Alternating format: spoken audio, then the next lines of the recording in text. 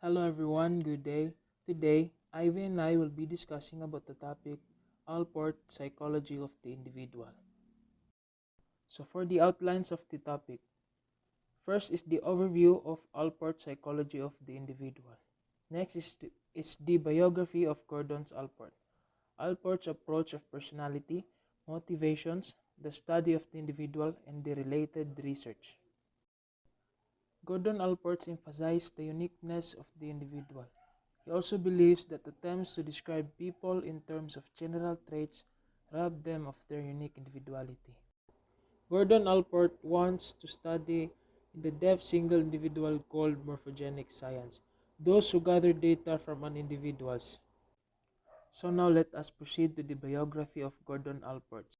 Gordon Allport was the fourth youngest son. His mother's name is Neely Wise Allport, a former school teacher who taught him the virtues to clean language and proper conduct and searching for ultimate religious answer. When he was 6 years old, when he was 6 years old, they moved 3 times and settled in Cleveland, Ohio, and developed interest in philosophical and religious questions. Gordon Allport describes himself as a social isolate who fashioned his own circle of activities. In addition to that, year 1919 to 1920, Gordon Allport receives an offer to teach in Turkey at the Robert College in Istanbul. He was also offered a fellowship for graduate student at Harvard wherein he meets Sigmund Freud. And in 1915, he entered Harvard. And in 1924, he teaches a new course in psychology of personality. And in 1939, he was elected as the president of the American Psychological Association or EPA. He also receives Gold Medal Award of the EPA at the year 1963. And in 1964, he was an awardee of the Distinguished Scientific Contribution Award of the EPA. He was also honored at 1966 as the first social ethics at Harvard. October 9, 1967, Gordon Allport died due to a lung cancer at Cambridge, Massachusetts, United States. So now let us proceed to the Allport's approach to personality theory. Persona, from the Greek root which refers to the theatrical mask used in ancient Greek drama by Roman actors during the 1st and 2nd centuries BCE. Allport spelled out 49 personality definition, and in 1937 the 50th was the dynamic organization within individual of those psychophysical systems that determine the unique adjustments to his environment. So from the term dynamic organization, Allport concludes that our personality is evolving in every periods of time.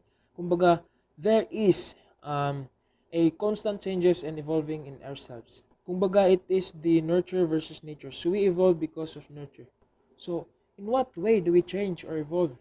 Of course, the biggest factor there is our environment, or as I'll say epigenetics, because as our environment will change, we ourselves will also change as long as we have that people or persons around us. Science is also one of the factors. So in this conclusion, the psychophysical there is meant to remind us that personality reflects the total organism, both mind and body. In 1961, he realized that the phrase adjustments to his environment could simply that people merely adapt to their environment. Like what I have said earlier, environment is the biggest factor. So a person itself needs to adjust to his or her surroundings or environment. Take note, it is a human instinct to do in order for them to survive as well. Allport conveyed that behavior is expressive as well as adaptive. People not only adjust their environment but also reflect on it and interact with it in such a way that causes their environment to adjust with them. Okay, so people will not only adjust to their environment but also to reflect with it and interact. So for this, it is an etiology nobly living but not merely living. So what does Allport mean by this? So in order for us to feel alive and to feel the adjustments, we have to experience it, or we might say we have to act it, because through interactions people would easily recognize us for who we are. So for example, you know that person or you know that girl as an introvert and she is your classmate, but let's say the social introvert now, nagkapares kayo sa isang project and you talk to her, and whatever is she doing, she always replies at all your inquiries. So with that, you and your classmates are talking with each other, but every time you ask her about her life, napapansin mo na she distant or she seemed to distant and quiet herself. So you yourself, alam mo na dapat you do not go beyond to the topic and you have to adjust to her environment. Kasi you yourself, alam mo na you are an introvert, tapos she is opposite to you. So instead of asking her about her life, you better stop asking and you better keep quiet na lang din. The term dynamic organization implies an integration or an interrelatedness of the various aspects of personality. So dynamic organization, its main point there is integration and relatedness.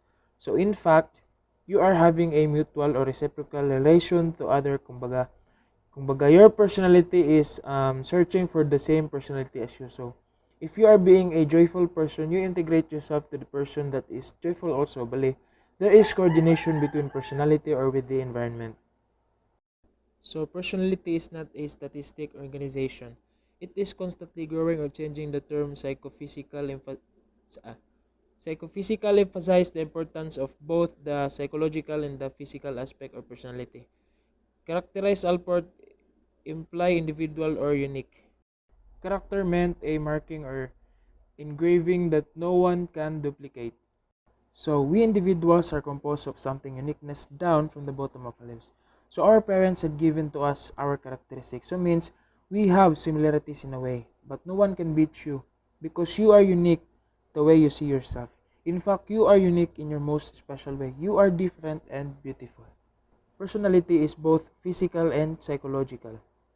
It includes both convert behavior and convert thoughts. It is not only something, but it does something. It is both substances and changes, both product and process, both structure and growth.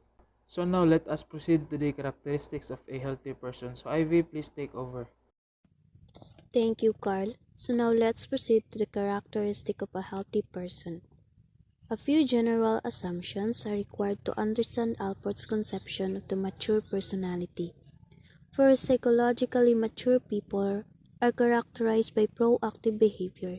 That is, they do not only react to external stimuli, but they are capable of consciously acting on their environment in the new and innovative ways of causing their environment to react then. So when you say mature, you know enough, you're showing the mental and emotional qualities of being an adult. Albert mature personality is a proactive behavior. So what do you mean by proactive? Kasi a proactive individual does not act recklessly. Bale, you foresee things. Individual with mature act is sila yung bale titimbangin lahat ng desisyon o gagawin nila. Proactive means iisipin mo ng mabuti ang isang bagay kung tama ba o mali bago gumawa ng hakbang. You not only react sa external stimuli or the outside of the body. It has something to do with your internal kasi iisipin mong mabuti yung future consequences ng actions mo. For example, you're walking at past midnight alone, shivering in cold, tapos feeling mo may sumusunod sa'yo. So what does your external stimuli would be? Of course, kung nilalamig ka kanina, you felt that mas nanlalamig ka tapos gipaningot ka. That the knowledge that is you pass through your senses. But what does your internal stimuli have to do? Of course, you think. You think in order to survive, you foresee na dapat instead sa left ka dadaan kasi nandun yung bahay nyo, but you choose the right path kasi alam mo din na dun banda may police station. So it may look like it's more on survival instinct, but because you foresee and proactive things, you may more be mature in that way. So there are 6 criteria of a healthy person. Number 1, extension of the sense of self.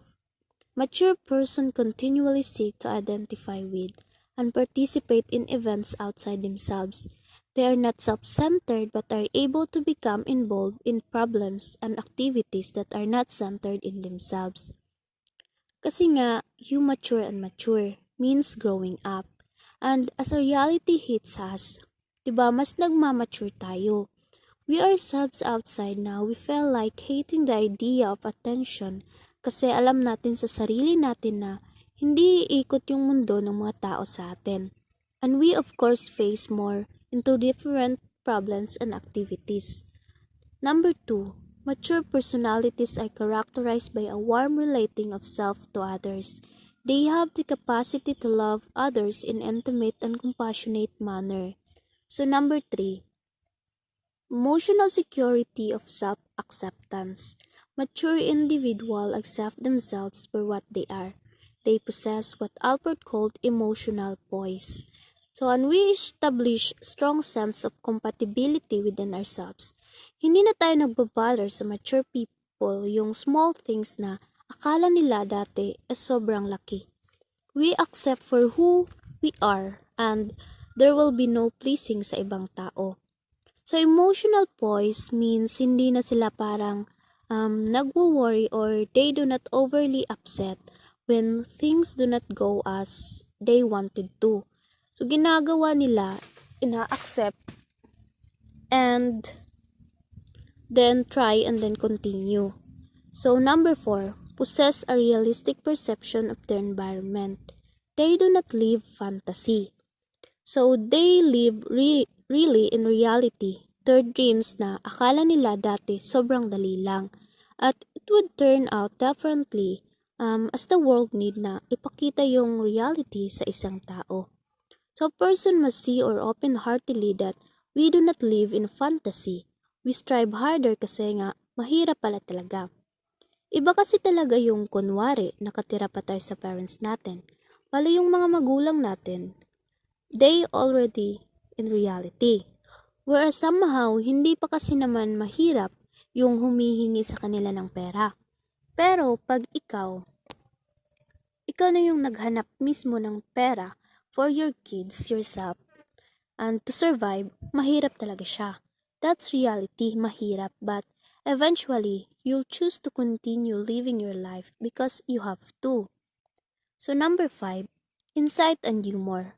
Mature people know themselves and therefore have no need to attribute to their own mistakes and weaknesses to others. Number 6 is unifying philosophy of life. They have a clear view of the purpose in life. How mature people were set to survive and strive, they have more vivid principles and goals in life. And as I study Allport's theory, it made think na sobrang ganda maging mature. We face reality that is very contradicting sa fantasy world natin. But it's very nice actually. It's more about growing and finding yourself. It's more about you now, mas reserved na sa isang bagay. Maybe we should find beauty in it. And we will not living life with so much ecstasy. Admit it, our lives is sobrang complex. But in order for us to understand it, we have to be mature enough. So now let us proceed to the structure of personality. The structure of personality refers to its basic unit or building blocks.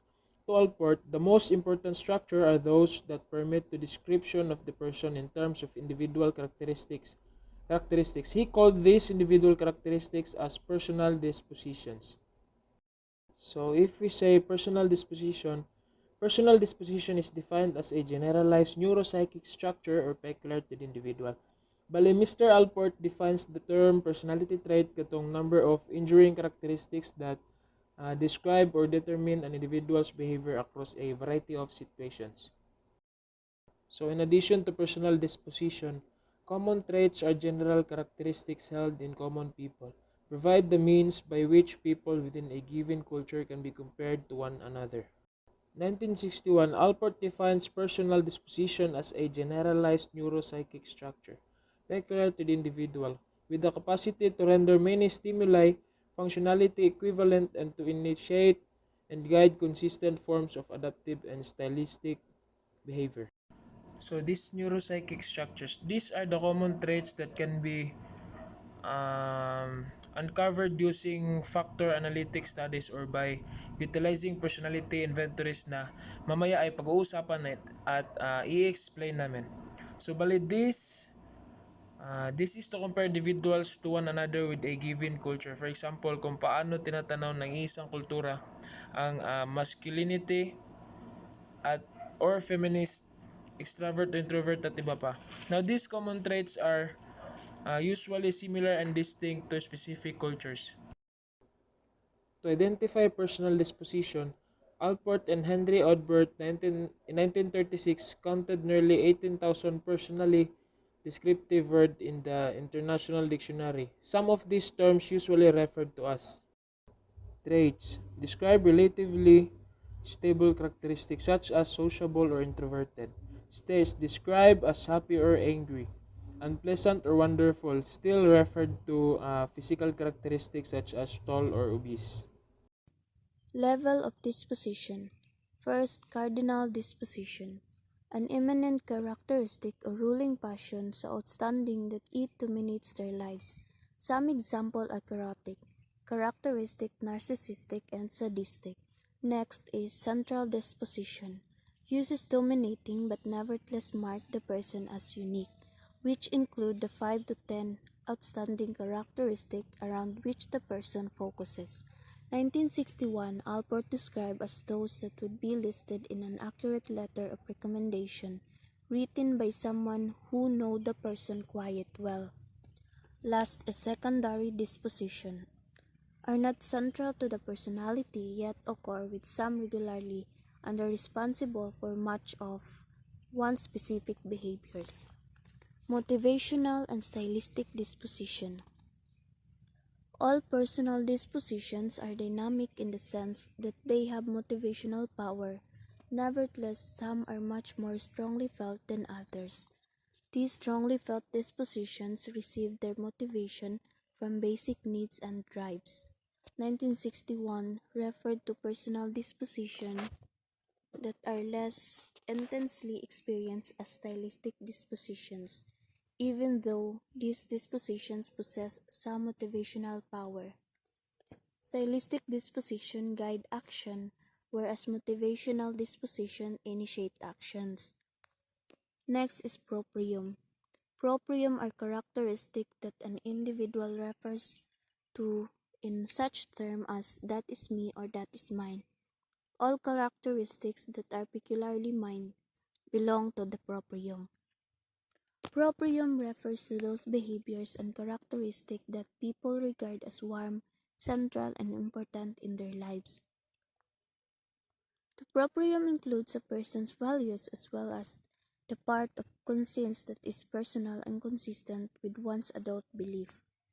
Or more so, proprium, this term means into psychological study of personality. This refers to the person's sense of self, and this awareness contributes to lifelong personality development. The proprium is not the whole personality, because many characteristics and behaviors of a person are not warm and central. Rather, they exist on the periphery of personality. These non-appropriate behaviors include: first, basic drives and needs that are ordinarily met and satisfied without much difficulty. Next is tribal costumes such as wearing clothes, saying hello to people, and driving to the right side of the road. And last is habitual behaviors such as smoking or brushing one's teeth that are performed automatically and that are not crucial to the person's sense of self. Motivations. Most people are motivated by present drives rather than by past events and aware of what they are doing and have some understanding of what they are doing it or why they are doing it. Peripheral motives are those that reduce needs. So if we say peripheral motives is one whose presence or absence does not imply many other characteristics. For example, if a person is sarcastic, it might imply that she is cynical about the world or has a dark sense of humor, but not much else. Overall, adult behavior is both reactive and proactive, and an adequate theory of motivation must be able to explain both. So next is appropriate striving seeks to maintain tension and disequilibrium. A theory of motivation. Allport believed that a useful theory of personality rests on the assumption that people not only react to their environment and cause it to react to them. Many older theories of personality, Allport in 1960 believed, did not allow for possibilities of growth. Psychoanalysis and the various learning theories are basically homeostatic or reactive theories because they see people as being motivated primarily by needs to reduce tension and to return to a state of equilibrium. So, as a human, we tend to have this na parang kailangan natin i-survive. For example, dito sa Pinas, we are tropical, right? Then we tend to go to other countries like Korea. Tapos, we experience snow or the coldness of their climate. So, di ba, in order for us to stay at their country, we have to adjust to their climate also. Or that is what we call homeostasis, or it refers to the body's adjustment to reach and maintain a certain state of equilibrium. So, functional autonomy. The concept of functional autonomy holds that some, but not all motives are functionally independent from the original motive responsible for the behavior. If a motive is functionally autonomous, it is the explanation of behavior. Functional autonomy represents his attempt to explain this conscious, self-sustaining contemporary motivation. So example nitong functional autonomy, a man who seeks to perfect his task or craft. His original motives may be a sense of inferiority ingrained in his childhood, but his diligence in his work and the motives acquires later on, and it is needed to excel in his chosen profession, which becomes the man's drive. Because Mr. Allport drew the distinction between motives and drive. So, nagbigay sa kanya yun ng idea that drives can become independent of the original motives for a given behavior. Preservative functional autonomy. Allport borrowed this term from the word preservation, which is the tendency of an influence on subsequent experience. It is found in animals as well as humans and is based on simple neurological principles. Appropriate functional autonomy is the master system of motivation that confers unity personality. It refers to those self-sustaining motives that are related through proprium. Processes that are not functionally autonomous. Number one is biological drives, eating, breathing, and sleeping. Number two, motives directly linked to the reduction of basic drives. Number three, reflex action, eye blink. Number four, constitutional equipment, namely physique, intelligence, and temperature. Number five, habits in the presence of being formed. Number six, patterns of behavior that require primary reinforcement. Number seven, sublimations that can be tied to childhood sexual desires. Number eight is some neurotic or pathological symptoms. So, Allport's four requirements of an adequate theory of motivation. Number one is an adequate theory of motivation will acknowledge the contemporaneity of motives. It will be a pluralistic theory allowing for motives of many types. It will ascribe dynamic force to cognitive processes, to planning and intentions. An adequate theory of motivation is that will allow for the concrete uniqueness of motives. The study of the individual. Morphogenic science. Allport distinguished two scientific approaches. Mnemothic, which seeks general laws, and the idiography, which refers to that which is peculiar to a single case, refers to pattern properties of those of the whole organism and allow for interpersonal comparisons. So, what are the methods of morphogenic psychology? Examples of wholly morphogenic first-person methods are verbatim recordings, interviews, dreams, confessions, diaries, letters, some questionnaires, expressive documents, literary works, art forms, automatic writings, doodles, handshake, voice pattern, body gestures, handwriting, gait, and autobiographies. Semi-morphogenic includes self-rating scallions such as the adjective checklist, standardized tests in which people are compared to themselves rather than a norm group. So this ends of the discussion. Hope you have learned something, and thank you everyone. Stay home, stay safe, and God bless.